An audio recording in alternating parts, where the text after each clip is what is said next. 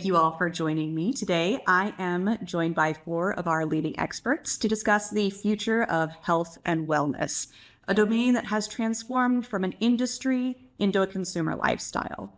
And while uttering the words wellness and lifestyle in the same sentence may conjure images of vocal vegans or yoga poses on the beach posted on Instagram, it's a lot bigger than that. Consumers are taking ownership of their health, and they are seeking long-term holistic solutions from every industry and sector. So today we're here to talk about those changes, and we're here to talk about consumer lifestyle, the drivers behind the shift, and the opportunities and challenges that it presents for brands both inside of the health and wellness industry and outside. All right, well, let's just jump in then. So, Matt, can you tell me how long you have been working in consumer health? I've been working in consumer health for over 7 years now, yeah. Consumers taking on wellness type things in their lifestyle, that's not something that is necessarily new. But what about this moment in time are you seeing that is new, is unique? I mean, consumers have always been, thinking about their health. At least a segment of consumers have been thinking about their health for decades now. It's been front of mind for a lot of formulations within consumer health, and even within, categories that are near to consumer health, like, functional foods and beverages. They've been in the market for 15, 20, 30 years. But I think what's kind of unique about this moment and why we're calling it wellness, why it's all one kind of title, is the fact that it has become a lifestyle. People are orienting a lot of their behaviors, and certainly a lot of their purchasing behaviors, around adhering to this lifestyle. I want to live healthier, but I also want to live healthier in a way that's comfortable to me. So it doesn't mean that I want to take a supplement. It means potentially that I want to take a suite of products that help me get energized and be the best version of myself, not just for now, but sustained into the future. You mentioned functional foods, so that'll take me to Maria. Lifestyles, we're at the beginning of the year. People are talking about making these healthy changes in their lives, and you hear people say like diet and exercise, and diet always comes first. So I'm wondering, what are you seeing in the food and nutrition industry that reflects this shift towards wellness as a lifestyle?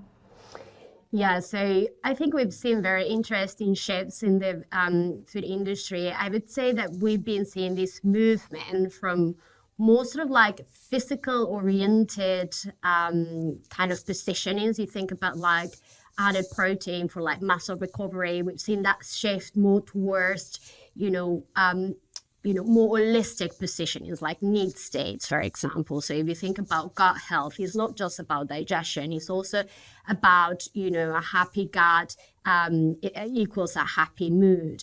So we've seen this kind of like transition towards like these more holistic positionings, as well as,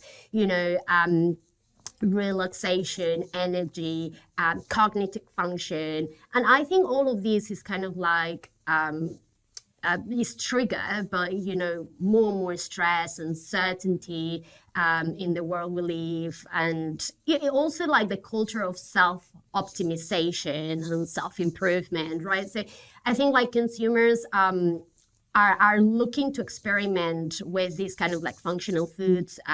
It's still pretty niche concept in the functional food space, but we've seen like really interesting pockets of growth in all of these areas.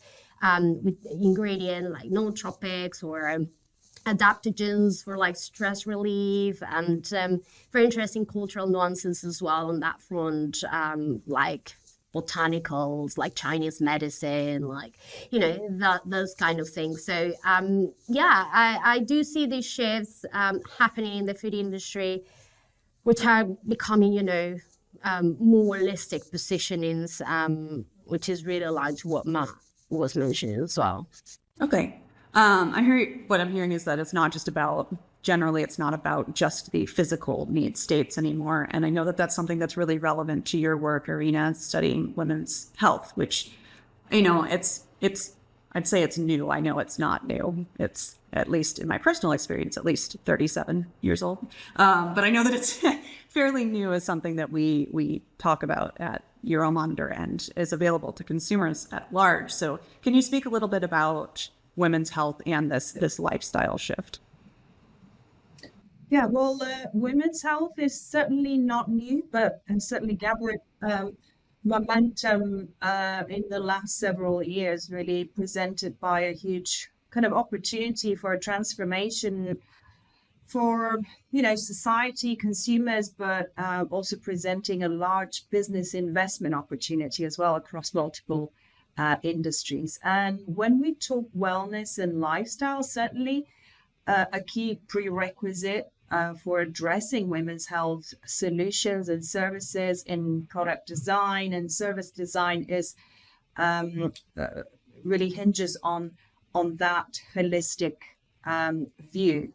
So really leveraging not just the physical expressions, but also the mental, emotional, also nutritional, and even over and above the lifestyle component. So really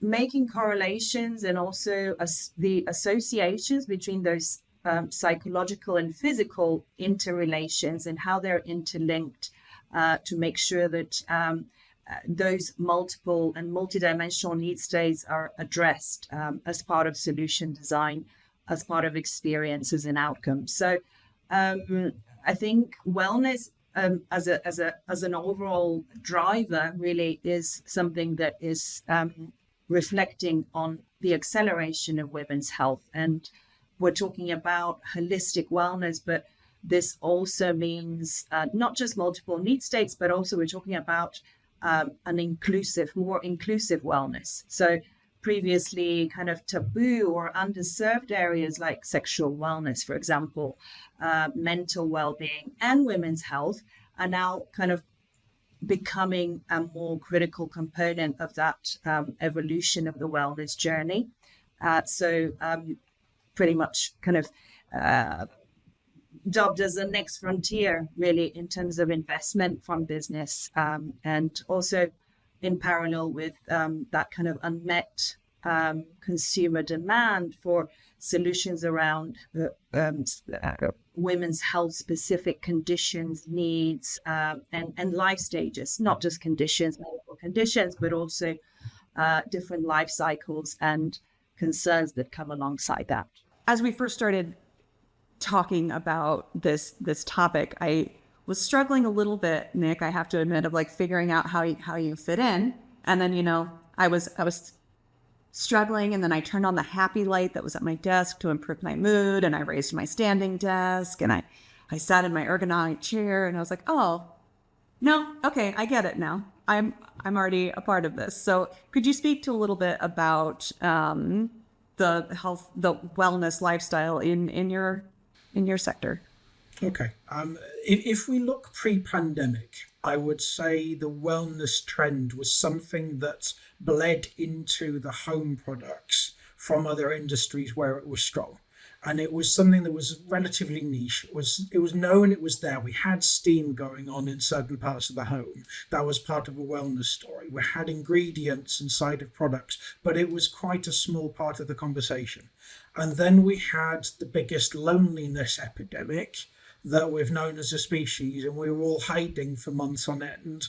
And that has triggered so much time inside of the home, so much pressure on the outside life beyond the home, that the in-home part is now compensating, and it's become part of an area to recharge, an area to recover, to actually cope with these increasing stresses out of the home through the in-home life, the in-home lifestyle, and all the things we're doing. It's not just in the UK that we've started to actually give our plants names. It's not just in the UK that we're actually starting to have vegan pet food, where we're actually trying to feed a carnivore something to make ourselves feel better. So there's all manner of elements to this where it's become critically central to strategy, where pre-pandemic it wasn't. And we've seen across a whole raft of products like indoor plants, where their trajectory for the forecast looking 5 years, 6 years ahead has actually dramatically changed because of these stresses, because of these pressures.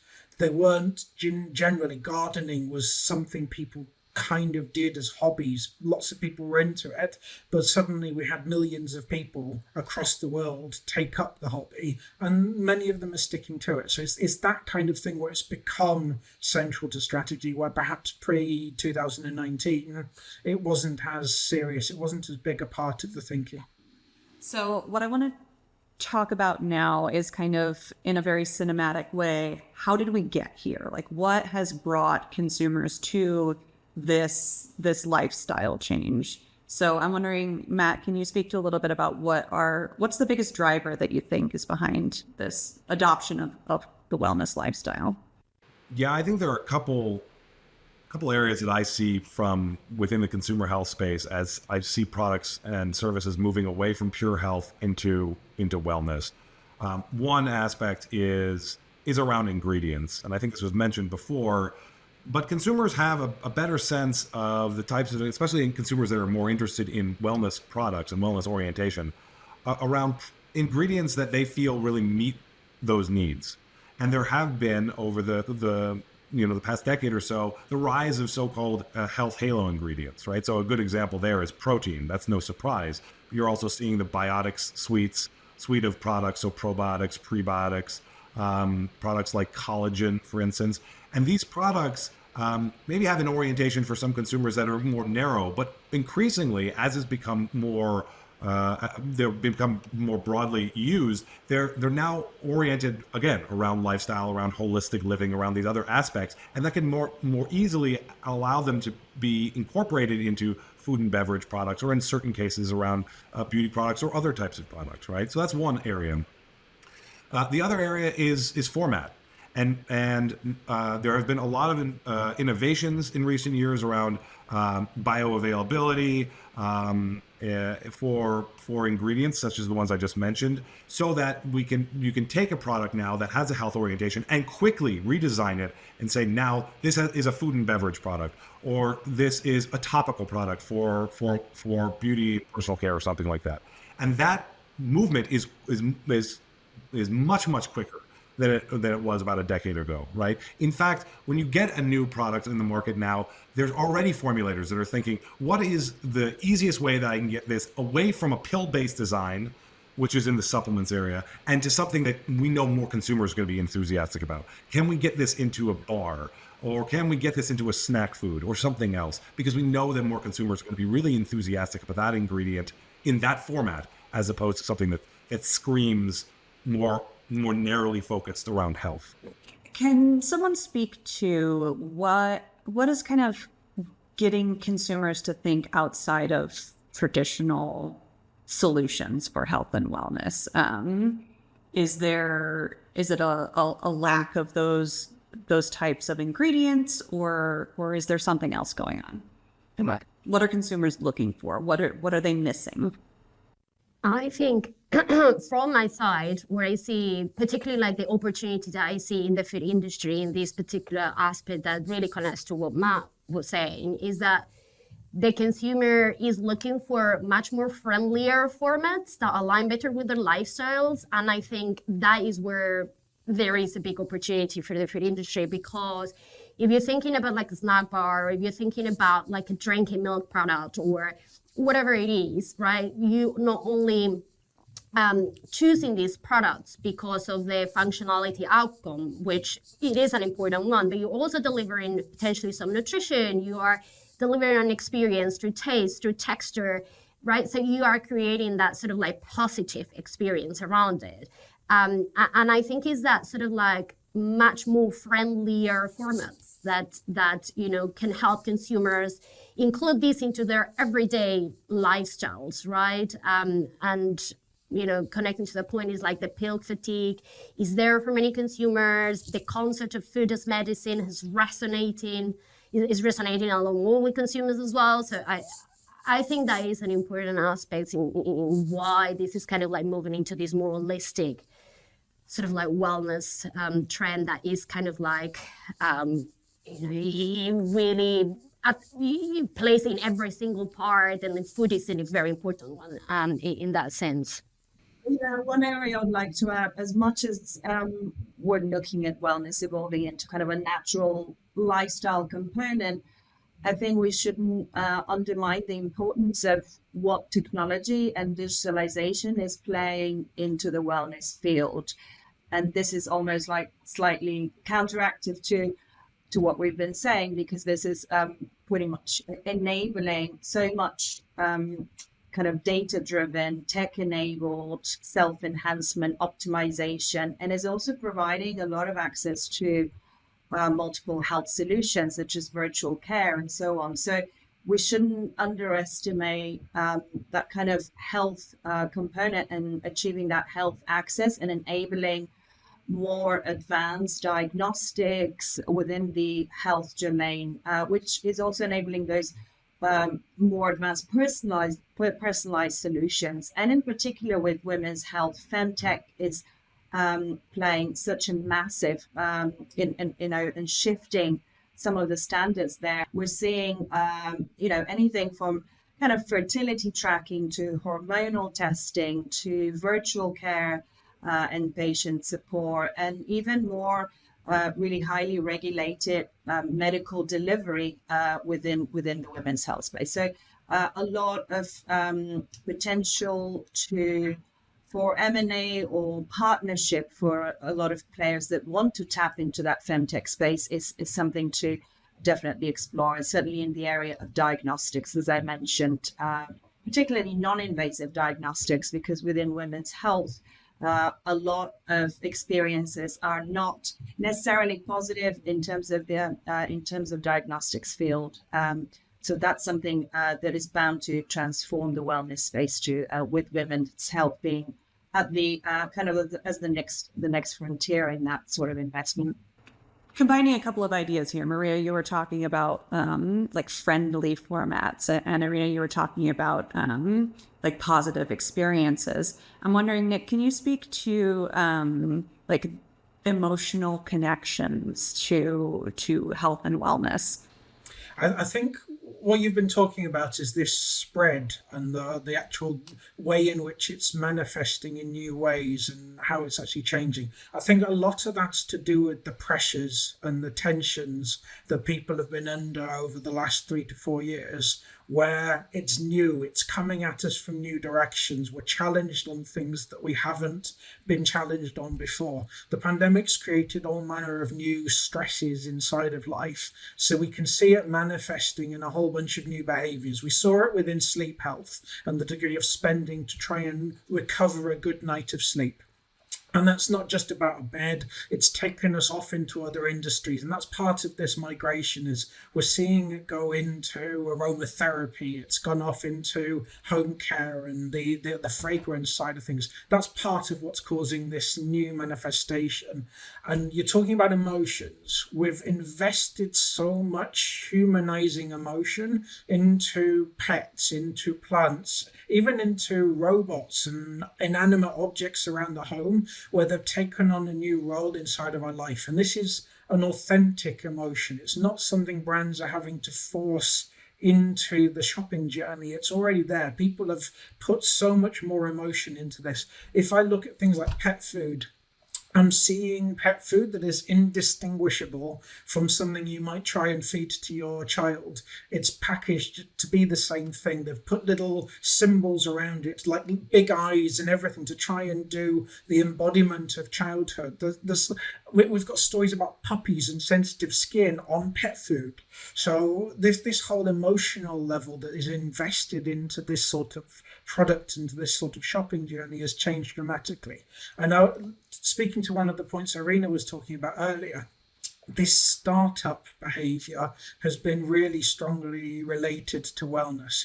During the boom with e-commerce particularly having such a strong role within sales, and with so many traditional supplies of products curtailed and having major logistics challenges, it's given this opening for wellness first, sustainability first platforms to actually get far more shouting power than they might have had. And it lasted a good 18 months, where it's given them enough scale to actually become attractive. And we've seen a number of these startups get wellness very strongly in as part of their platform. That's made them very attractive for acquisition from the leaders who realise they have to play catch up. And we're seeing that as one of the other big drivers that's creating growth, that's driving mergers and acquisition strategy. So it's not just the consumers that are driving this, it's the money too. It's growth. And Yeah.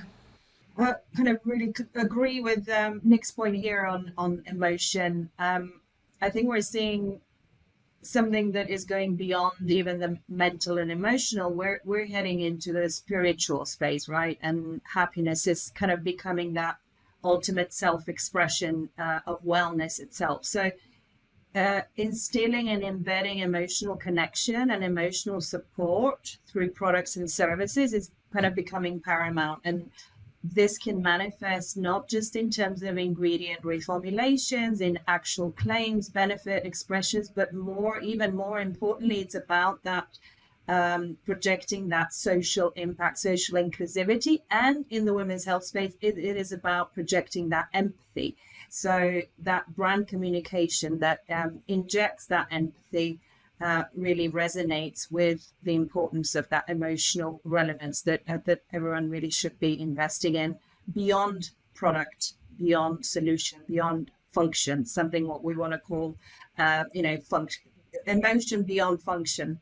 Yeah, I just want to add a quick point on that because I totally agree. And I think when I was talking earlier about that movement from like physical to mental well-being, moving into the spiritual, as Irina is just saying, I think the claims perspective is really important here because some of these kind of like need states sort of frameworks really provide a very powerful lens that connects the physical and mental triggers with the emotional substrates. And if you think about, happy as I am, and you think about positioning such as like vitality or power or balance, all of these kind of like plays into these interlinked sort of triggers that I think are very important to kind of like communicate and engage with consumers from all of these angles.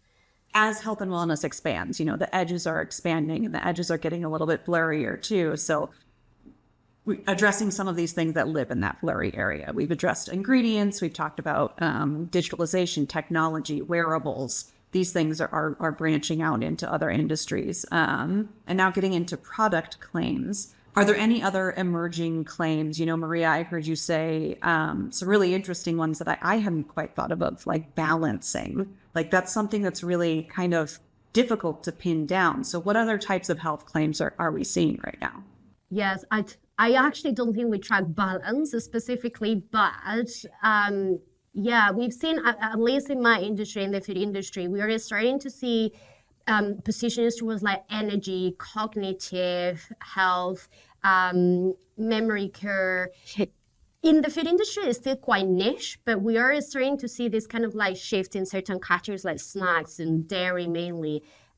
Even like, for example, coffee creamers. If you think about it like mental clarity and focus, you put in the coffee creamer into your coffee, so you're combining two categories that deliver those sort of functionalities. So yeah, definitely we've seen growth into those spaces across quite a few markets, and even like associations of like probiotics, which we used to tend to just associate with digestion or immunity. We are seeing it now for stress relief, for sleep aid in markets like Japan, for example. So you are seeing that sort of like more holistic sort of transition of ingredient claim combinations that are very interesting. So within the home products, that's I'm seeing a similar structure coming in terms of how the propositions are building. So from the entry position, it seems that wellness manifests for me as effectively like low chemistry, low toxicity, reduced levels of involvement for things. So we reduce the ingredients that are doing harm. The first rule of entry is do no harm. That's position one. And I'm seeing a step up where we get into the beginning of feel good. And the beginning is around ethics and feel good about the purchase, feel good about the brand. That's talking to one of the things Irina was mentioning earlier in terms of you've got to actually sort out this inclusivity It's got to feel good to actually join in with your brand, to join in with your proposition. We're seeing things in that space like be friendly or vegan, or it is getting into this ethics side of the equation. And towards the top end, we're into the experiential, and it's literally feel good. And this is where we're into the psychotropics. We've got experiments going on around serotonin levels, what happens within brain chemistry. There's even dopamine. We're into things like eccentric molecules around scent, which are able to evoke sentimentality, to evoke nostalgia and personalized sense structures. So that's effectively where a lot of the experiments towards the top end and these emotionally oriented propositions are coming from. Cannabis on bedding, that kind of thing. This is where it's all heading to. All right, so this is happening pretty quickly. It sounds like that everything is kind of just exploding outwards and filtering into other industries. I'd love to speak a little bit about, actually, I'd like to talk a lot about what challenges there are for brands that were or are still operating in consumer health. Matt, what are the biggest challenges? Well, I think us being here today kind of supports that there are challenges. Obviously, if you're starting to compete not just within the products and the brands that you're used to competing in, I'm talking specifically around, for instance, supplements, but now you're competing with food and beverage, with beauty in these cases, even with what Nick has been supplying here, a lot of the interesting innovations in even home care. If health can now be kind of turned inside out as wellness, and that could be anything, you really have risks all over the place. I think that consumer health still has a major role to play, even within this architecture of wellness, principally because it is a health category. All these other categories have health orientations, but consumer health, obviously, that is what's going on principally in consumer health. So within a category like supplements, I think one of the orientations that I think a lot of the players are engaging with now as a near-term bulwark against, cannibalization in other industries is around multifunctionality, right? So especially in the last few years in markets like in Western Europe and the United States, where purchasing power has taken a considerable hit, they are trying to advocate for more positionings, more need states in one bottle, right? So I think Maria mentioned this before, but like the interplay, for instance, of mental health and cognition, or digestive health and mental health, digestive health and immunity, and you start barnacling on more and more need states within a bottle. This doesn't even require new formulations. A lot of times this is just repositioning existing products in the market, but it's addressing the fact that consumers are wanting more out of each individual product they're engaging with, and they have pricing pressures, right? So this is something that I think that consumer health companies are well positioned to orient around. The second area that I think is really important is whether or not these products do as they are told. Now, supplements on this point aren't perfect either, without a doubt. But I think good supplements companies that have scientific backing can orient around a messaging of bioavailability. These pills actually can give you the amount that you need to engage in this type of need state. Whereas that's going to be increasingly more difficult in different formats, for instance, in food and beverage, or even in gummies. So, still take your pills, because there's a benefit there that you will get all the needs that you say you want, you'll get out of this pill, whereas you might not get it in some of these other sexier options. So the risk is that you could lose your customers if you're not able to show up. Right. I think that there's a risk that they've already lost many of their customers. I think right now it's what is the messaging that both retains your core customers, but also gives new or softer customers the reasons to still engage with a supplement, as opposed to going to something that more directly fits an on-the-go active lifestyle. I think on the topic of challenges, I would like to go back to ethics, because if consumers are taking that stronger stance on social and values, I think it's really important that anyone who plays in the wellness space, and it's an increasingly saturated and overcrowded marketplace, I think one key distinguishing unique selling point a brand can offer is that alignment with social values, and really a brand that is able to demonstrate that they are in some sense adding some meaningful value, right? And that they are in fact narrowing a lot of the disparities and gaps in health access, wellness access, and quality of outcomes. And this most certainly plays very much in the wellness, in the women's health space, with a very minimal funding actually going into improving the quality and improving access. So really balancing profitability and commercialization with that ethical component, and meaning that wellness, socioeconomic wellness gap is narrowing. I think that's a critical component, and something going back, probably also another opportunity, but also a challenge to Matt's point on science. I think consumers are expecting something that is that works, right? No gimmicks, something that actually is working, and they're becoming a lot more savvy about the science behind products, behind services, and that is almost expected now. So science backing, and more importantly, medical expertise as well. I think, especially in the beauty space, everything now is, a lot of brands are projecting that medical doctor, dermatologist endorsement, which is critical to kind of resonating without those science-backed expectations of consumers. And so medical expertise could also really boost some of those developments in women's health, for example, because to counterbalance that potential conflict between profitability and innovation versus ethical and healthcare, improving healthcare outcomes as well. So it can be a challenge, and it can be a great opportunity in some industry spaces. I feel that technology plays a role in finding that balance between genuineness and like proving efficacy.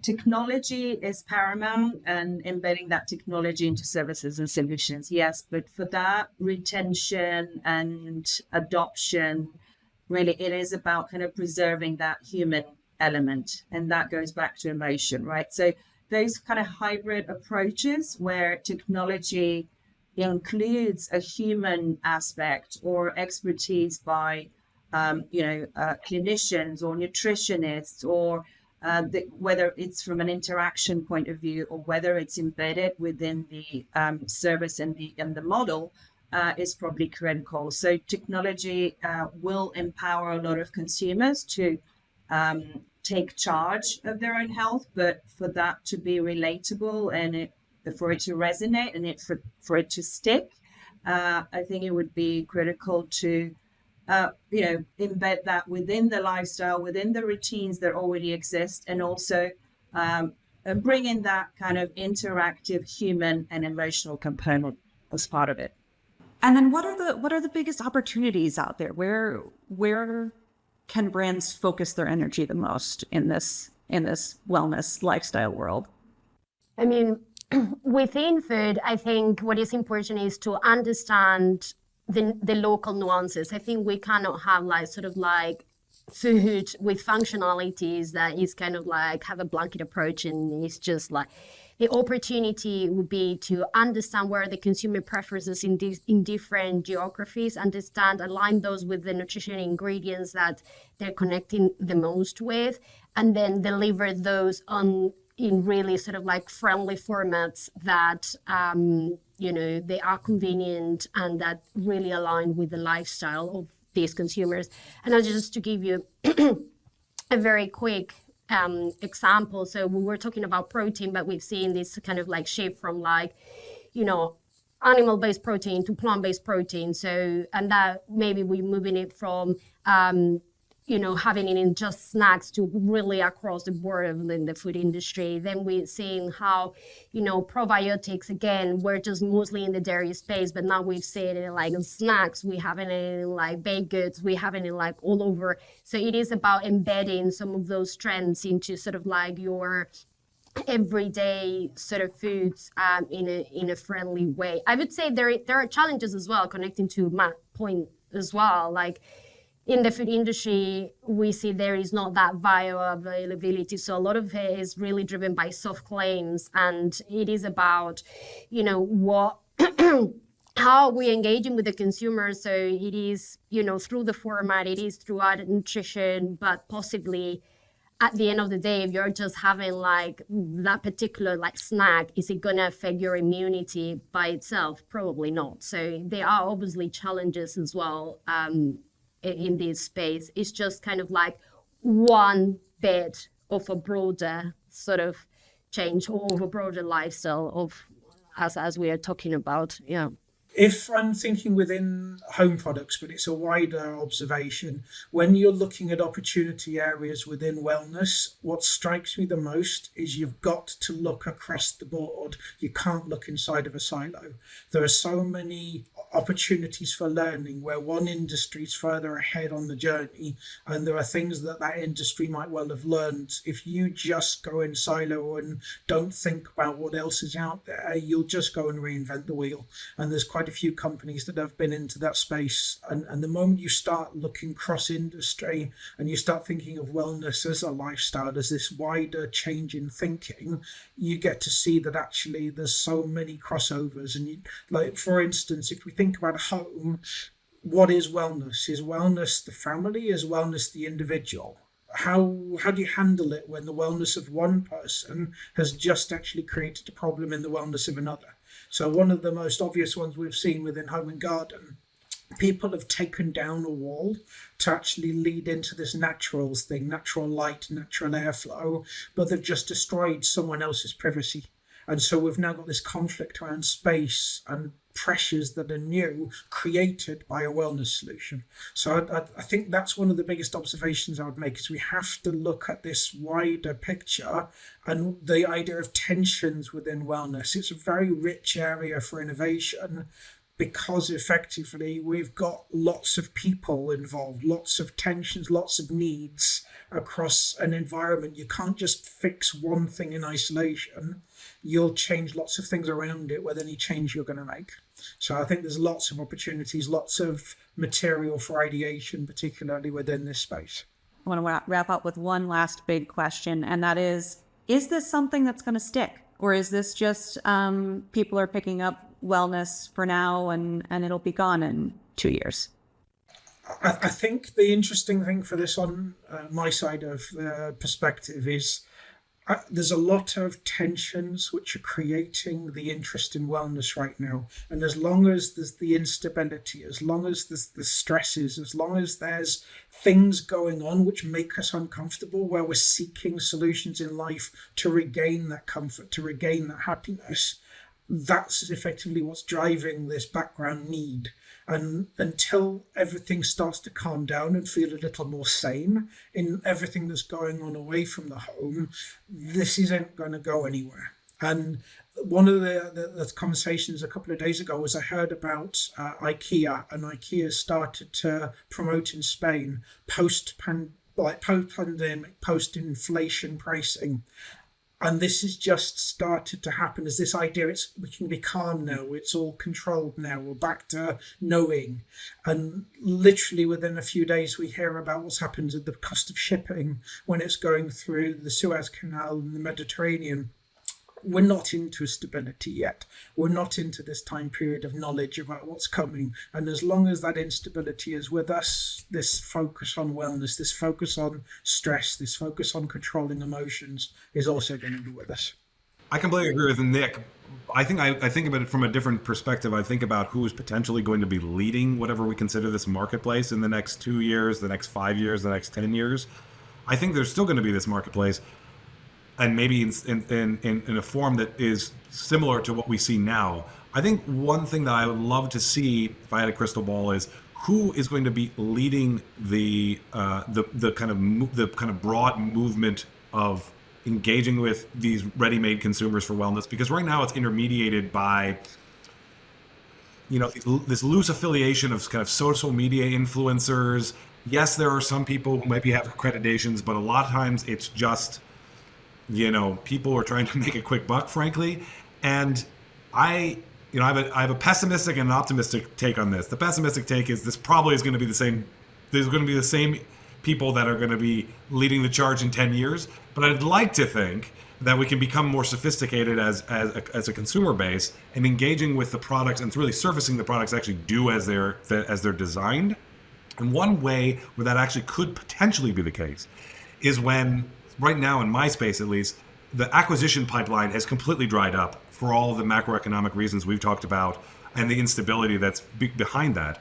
If that starts to move, I think that we'll start to see bets on some of these better kind of more niche products, and those potentially could then be more elevated in consumers' minds. And then you start to winnow out maybe some of the less